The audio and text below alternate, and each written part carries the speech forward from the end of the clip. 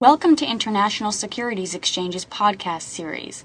Facilitated by renowned educators, ISE podcasts are intended to teach beginning as well as seasoned investors the ins and outs of trading.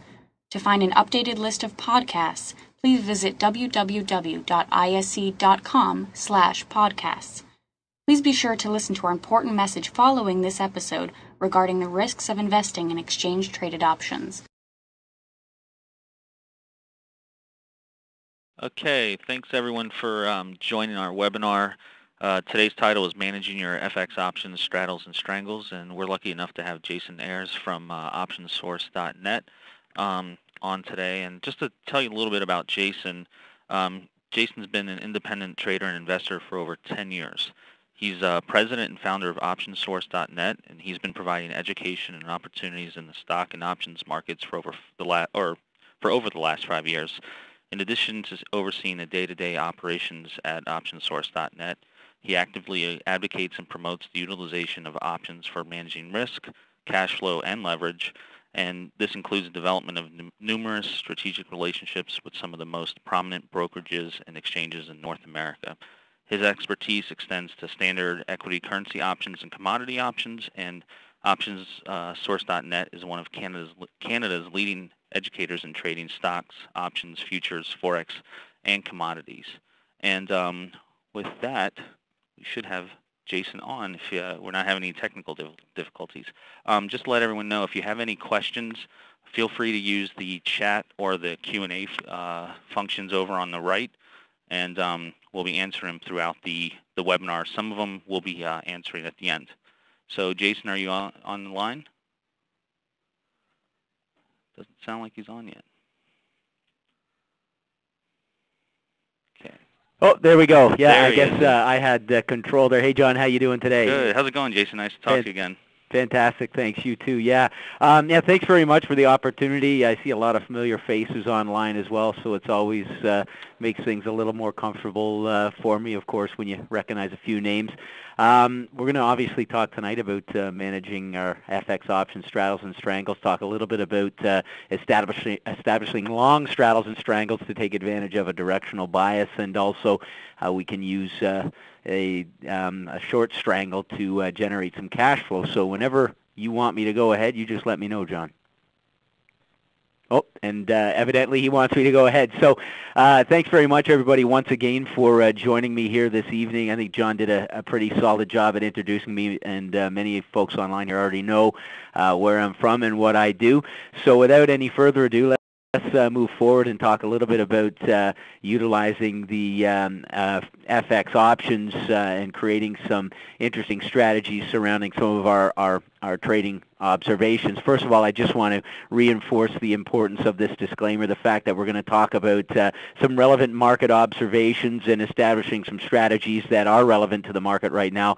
But we're doing this for, of course, educational purposes, and really, as you can see, based on this disclaimer, it's not a recommendation to buy or sell any of these securities, and make sure that you educate yourself before you start clicking any buttons, basically. When we talk, first of all, about this market that we're looking to establish these strategies on, really just want to give a little bit of an overview of the FX options and the different products that are available at the ISC. As you can see here, there's a very sort of robust list of the different currency pairs that you can trade your views on. We have the U.S. Versus the Euro, the U.S. versus Canadian, U.S. versus Japanese yen, which are, of course, some of the more popular ones, the U.S. versus the Great British Pound. But as you can see, the ISE is adding more products on a month-to-month basis. And really, a lot of folks are interested in trading their directional views in the currencies markets. It's, of course, one of the is the largest market traded around the world. But some people are a little afraid of doing it in the actual spot market. So these options, these FX options, actually make for a great alternative for you to trade your directional bias.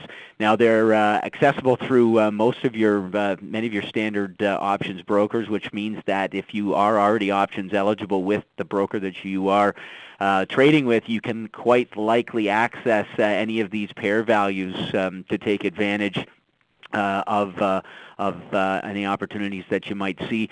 They are cash settled in U.S. dollars, so there's in fact no underlying shares that are traded. The charts that you would be looking at, based on the symbols that you can see essentially down the middle of the chart here, are essentially what are referred to as notional indices, and so no shares traded, which means the options are cash settled, and they're European style exercise simply because there are no shares to exchange hands and no real rationale for early exercise. You can of course buy and sell them at any time within the life cycle of the option contract, so you can use that to, of course, lock in profits or cut your losses at any given time.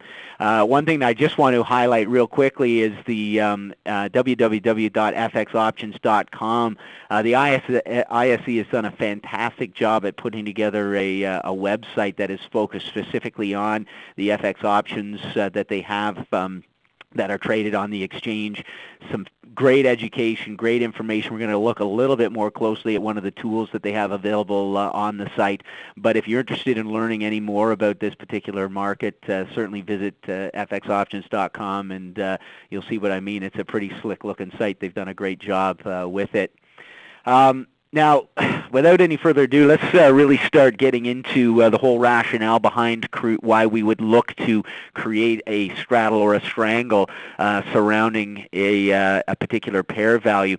First of all, what we have to understand is that a straddle or a strangle from a trading objective, or from the reason why we would look to trade a straddle or strangle or create that strategy is based on essentially our outlook on the underlying pair value. In order to really determine when would be an appropriate time to use these strategies, we have to understand that these strategies are based on the volatility of the underlying security, as well as the volatility of the actual option contracts that are traded based on the move in the underlying security. When we talk about understanding volatility, there's really two types of volatility that we look at. The first is historical volatility, which is essentially a measurement of how a particular security, in this case the pair value, whether it's the CDD, the US Canadian, or the EUI, the US Euro, we're really looking at what the underlying security has been doing over a specific period of time. It in fact measures the deviation from its average price. What we would be looking for from a historical volatility perspective when we're considering putting together a straddle or a strangle is whether or not that particular security has the ability to make a significant move either in one direction or another. So we have to understand that volatility is not so much directionally specific, but whether or not the pair value can move significantly in one direction or the other. Now, the other type of volatility that we would be referencing is implied volatility. Now, implied volatility is based on the market expectation of a future value in that particular security, and option contracts will be priced based on that anticipated value. So if, for example, a particular pair value has not been making a lot of movement over a certain period of time, well, historical volatility would be relatively low, and the implied volatility, because of that, would also be relatively low, and as a result, option contracts would be considered to be priced in line or relatively inexpensive. Now, what happens in an environment where volatility is expanding is that there is an anticipation that is being built in to a movement in that particular underlying security.